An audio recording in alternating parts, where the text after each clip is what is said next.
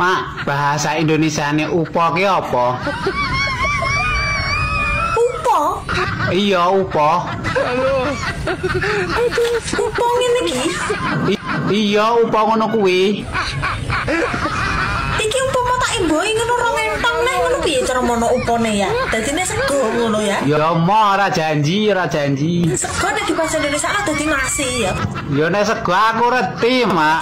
Aku lek bahasa Indonesia upo ki ning kamusku ki jano budrek lah aku ndasku ngene iki. Oh, berarti padha nek no ora retine. Ora enek, ora enek. Masa ora enek golek ana sik to. Oh.